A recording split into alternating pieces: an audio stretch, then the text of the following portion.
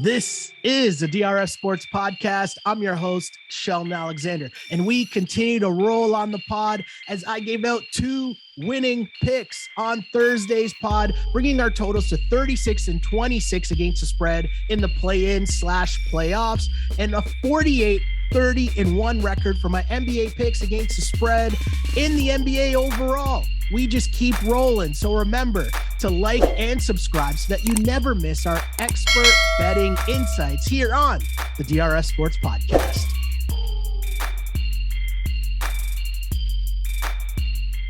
Yeah, and there's a lot there. I think it's tough, right? Like the NBA is such a weird thing because the one thing, in a way that you can compare it to other sports, like the game of football doesn't necessarily change from the regular season to the playoffs, the NHL drastically changes from the regular season to the playoffs. The NBA is a different game as well in the playoffs because there's so many more intangibles involved in things that can't necessarily be measured, right? Like defenses play better in the playoffs because guys are just trying harder because it's the playoffs. Your better players are playing more because it's the playoffs. Your worst players are playing less because it's the playoffs. So there's all these different things where we base these stats off of Reggie Bullock in the regular season, but then we get into the playoffs and those shots that you were getting in the regular season aren't the same shots in the playoffs because they're more contested. You're going against a game plan that's a little bit different, right? Jaylen Brown, Jaylen Brown's, to me, he's not even getting shots. No, he's dribbling twice and falling on the ground and turning the ball. He dropped 40. They lost the game. He dropped 40 and really he can't dribble, right? The Celtics, this is where the Celtics main problem is their point guard position, right? And they were able to, Marcus Smart did a great job when they finally, went through Kyrie, they went through Kemba, they went through, what's my guy that ended up on the Hornets? Terry Rozier. They went through all these different guys and then just keeping Marcus Smart and deciding, okay, well, Marcus Smart's kind of settled into being our point guard, but he's still not really a point guard. And so the credit to the Heat and what happened in game 3 as we switch to the Eastern Conference here is that the Heat realized that the Celtics can't dribble, right? They don't really have a point guard. So if we just pressure them, we're going to force turnovers. Now, should that lead to 19 steals? No, that's an insane number of steals, right? Jaylen Brown had 7 turnovers in that game. Yeah. That's insane. But he dropped 40. He shot 14 of 20 in the game. Tatum was just horrible, was a horror show in that game. I think the thing with Jaylen Brown is more so that, at a certain point when you have no point guard, everyone's kind of got to pick up a little bit of the slack in terms of bringing up the ball. And if you're the Heat, which we know, one thing we give credit for Heat culture is obviously Spo and the game plans that these guys draw up and the little things that they're able to pick up on and exploit. And one of those things is definitely ball pressure.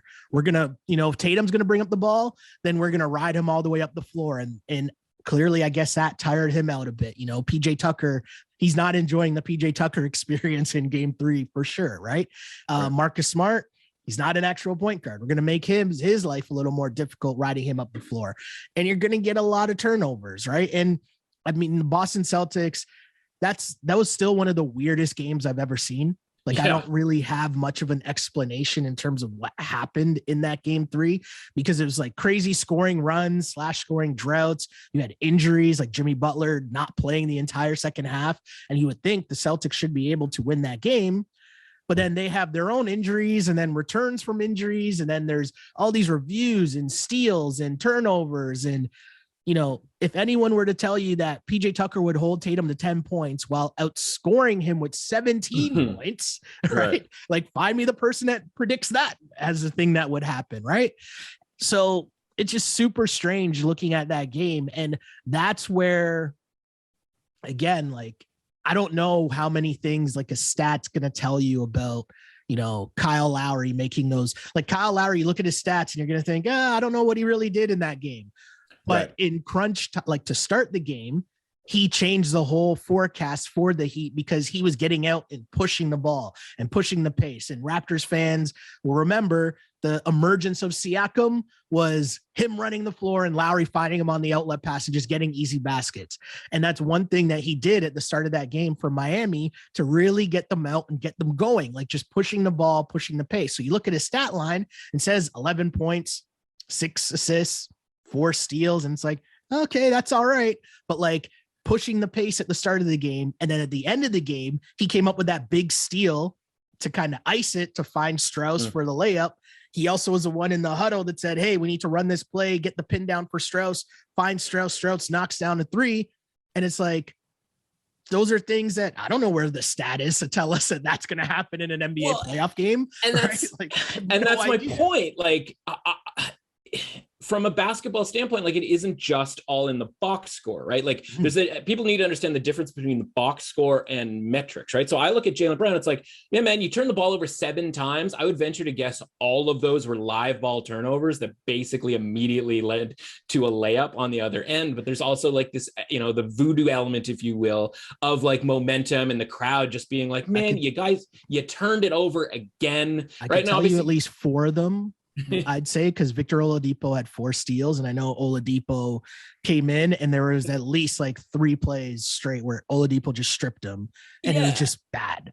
And at what point in the game are these happening, right? And all of these are happening at the point where you're trying to come back and you're very close to coming back. Now he scores 40 points, but like we always get sort of drunk on the idea of like somebody putting up 40 points or 50 points or something like that, right? Like, but if they're not doing it on the other end, or they are a detriment on a handful or significant amount of offensive possessions as well, like somebody has to score the points, right? Like you're going to, even the worst team is going to score 80 points in a basketball game. Somebody's going to do that. And yeah, we should point the finger at Jason Tatum for turning the ball over 6 times as well, and only scoring 10 points, as you mentioned, right? And being out PJ Tuckered in that game. But like, we've already built up this sort of thing with Jason Tatum in that we've seen peak Jason Tatum, but this is now the second time. And you and I talked about this.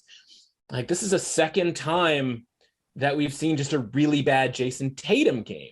Yeah. But because the highs are so high, we give him credit that we're like, oh, he'll be better next time. And it doesn't look necessarily as bad. And of course, he gets hurt and he's writhing on the ground and like he comes back. And like, it's just like you're mentioning, as far as like the injuries, it's like hard to keep up. And I don't know who's even going to play in this next game between Butler, Brown, Smart's in and out. Like, obviously Lowry's fine. Like Lowry's healed, right? You talked about how he'd been hobbled in the 2 games that he played, and all of a sudden he's healed. But it's like, who do you feel better about from that game? Because like Jaylen Brown had 40 points, but like that's just the one thing in the one column. Kyle Lowry, I think, played the better game as far as, well, at least as far as expectations are concerned, right? And again, when it comes to the team, it comes to betting, and it comes to individuals, everything is relative to expectations, right? Like, I'm not saying like Jaylen Brown stinks like as a basketball player. I'm saying is that like the worst 40-point game you could possibly have, because as I'm watching that game, I'm just going like, I'm kind of amazed that he is making these baskets because of how often and how easy it looked for the Heat to turn him and Jason Tatum over. I should, have to mention that. And I'm sitting here again, like we should frame it within the context of betting here. We crushed it in game 2 with the Celtics, plus 3.5 on the money line. We're all over the market move in that game, right? I talked about how I rather bet the idea that this game is going to close Heat -1. And sure enough, it closes Heat -1 once Horford and Smart were announced back in that in the series. So going forward here, we see it's 6.5-point spread in game 3, which I was like, okay, that's too many. I'm going to sit here and hold my Celtics series price. And it's still 6.5.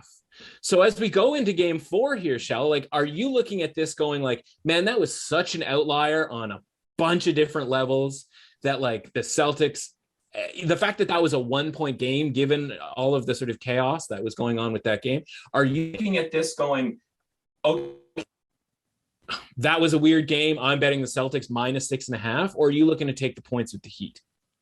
I'm going to take the points with the Heat. And the reason I'm going to take the points with the Heat is just because, like, even if the Celtics, like, I think the Celtics win the game, I just think the Heat cover. And the weird thing about Miami and watching that game is somehow they just found a way. And it might not have been the way that I thought. Like I was kind of wondering, okay, where's Tyler Hero? And they mentioned that he's kind of banged up. And Spo post game, it's like the Heat are struggling to score, and Tyler Hero's on the bench, and there's no Jimmy Butler, and it's like, wait, what's going on here? And they asked Spo straight up, like, was it more about his injury or about the fact that he was struggling? And Spo was honest. He's like, actually, it was a bit of both. So it's still kind of weird because it's like, oh, so that means that he could have played, but you were just like, nah, right? Like, let's ride it out with Lowry and Strus. And it's just like, it looked horrible down the stretch, right? But somehow, some way, this Heat team was able to pull out this improbable victory that made absolutely no sense, right? And so whether it's like they're hanging on and trying to figure out, you know, oh no, the play that we're going to make here is not go to Bam in a clutch spot. We're going to run a pin down for Max Strus, right? And that's just like and it's Kyle Lowry drawing up that play in the huddle. Right. So it's like all of these things where we talk about Heat culture and all that stuff. Like, I know it sounds cliche and it sounds crazy and it sounds silly, but there's no reason for the Miami Heat to win that game. Right. At the start of the game with Jimmy Butler in the game. Now you tell me the second half is here and there's no Jimmy Butler and somehow they just find a way. So it's like, okay, give me the 6.5 points. I'll take the Heat plus 6.5. But I feel like the Celtics should win this game. They can't go down 3-1 going back to Miami, you would think.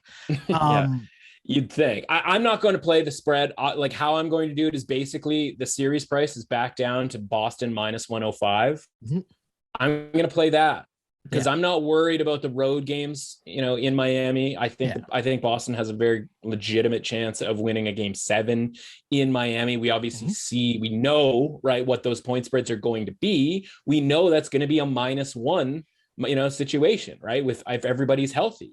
And by the way, Jimmy Butler was the one who didn't play in the second half of that game. So to me, he's the one more, you know, if you say, okay, what's going to change between now and a prospective game 7? The guy closest to not playing right now is Jimmy Butler. As much as Smart and Tatum are like in and out of the lineup, right? Like Jimmy Butler is the one who was literally out of the lineup. And like Tyler Hero, obviously an element too, where he's just got the world's largest ice pack on his quad in the second half of that game. And so if we fast forwarded to a game 7, like the worst case scenario, I shouldn't say worst case, because like what if one of the Celtics main guys are out? But like the most likely scenario is Miami -1. And so if you can get right now the Celtics minus 105 to win the series, you're not giving up a ton if this goes to a game 7. Yeah. There's also a possibility the Celtics just win the rest of the games, right? Like they're favored by 6.5 in game 4, which tells me they're probably going to be favored around 6.5 in game 6. And then in between, they have one game in Miami where they just literally blew out the Heat like 3 days ago. So I'm way more in on just betting the series price and having the Celtics win, you know, 3 out of the next 4 games than I am, okay, I want you to win this game, but I also need you to win it by 7 points.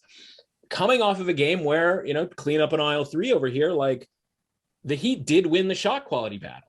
And again, when we're talking about role players, right? Like if Reggie Bullock is on the Heat, right? And like Max Strus didn't go 0 for 10, right? But if before this series or before the even season started or the postseason started, you said, okay, like who's more likely to go 0 for 10, Max Strus or Reggie Bullock? Like we'd be like, I don't know, either one of them. Like it's 50-50. Like we don't know. Like I guess Strus is a better shooter. Maybe we're sort of painting him with that. But like Bullock is making shots in the previous game. So like these, you know, like the Heat just have those guys who made the shots. Now maybe Max Strus has that clutch element to him, and maybe it's just Max Strus on 4 different playoff teams for the next 12 years of his career. And we're like, look at this guy just constantly making shots in the playoffs, right? Like this is the early stages of that. Maybe it isn't. So that's how I'm going to play it. I still think the Celtics win this series after, you know, slandering them for, well, honestly, what was a sorry performance in game 3. Yeah, I think they bounce back. I think you're right. They win this game. I also think you're right in that like 6.5 for a series that, you know, relatively low total at 207.5. Shot quality had it under. The game ended up going over because obviously things got a little crazy towards the end there. Oh yeah, it just went over, right? Yeah. So, you know, took a couple of views there, took like a late 3 from, I think, Nick Stauskas. Like, it was weird at the end getting that over. Yeah. So, I mean, I think the under would still be the play there, but for me, this is a longer term, medium term thing with regards to the Celtics on the series price. Yeah. And the one thing to remember for anyone, whatever the bet is that you're about to place on this Heat Celtics series, I'd wait until you find out who is actually playing. And, you know, the tough part might be to like in-game some stuff here because, you know, Jimmy Butler might play. Yeah. But that doesn't mean that he's going to play like the Jimmy Butler we saw that dropped 40 in game 1. Yeah. Right. And that's going to be the toughest part to try to like analyze throughout the rest of this series, because guys might be in the lineup, but they're actually, you know, he's just going to, like, Jimmy Butler, I'm assuming, is going to try to play in this game. Right. Yeah. But like, that doesn't mean that he's going to be, you know, that's going to be, you know, the A++ Jimmy Butler we're getting. And again, Kyle Lowry, I don't even think he was the A++ Kyle Lowry. Like, he checked out of the game in the first quarter and went to the back to get on the bike, to like stay on the bike to keep the hammy loose and all that fun stuff. So like how that plays out is interesting. The other thing is Robert Williams. Robert Williams didn't play for the Celtics in game 3. And, you know, maybe this matters, maybe it doesn't, but it just coincided with Bam going off in game 3, right? And so how different did Bam look when he didn't have to go against a front line of Robert Williams and Al Horford, right? What are the Celtics really doing with Robert Williams? Like, did he really just play a lot because they weren't sure about Al Horford? And is he kind of still in this like play in case of emergency type thing with Al Horford, you know, and what was going on with the COVID stuff, but mainly they want to kind of keep resting him as his knee gets better. Like, that's another very interesting part of this series, because when the Celtics had Al Horford and Robert Williams both playing, it didn't look good for the Miami Heat because they weren't able to get the easy baskets going to the hoop as they were when it's not Robert Williams in there and it's Tice, or it's just, you know, an Al Horford front line. So a lot of things, just keep your eye out on the injuries. And if Jimmy Butler's knee is swelling one day, I don't know if 2 days later he's going to be out there dropping 40. Like, if he is, cool, more power to him, right? The Jimmy Butler playoff Jimmy folklore continues, cool. But we'll see about that. So again, to kind of just recap that as we go into game 4s in this series, I'm going to be on the Warriors +1, and I'll be on the Heat +6.5.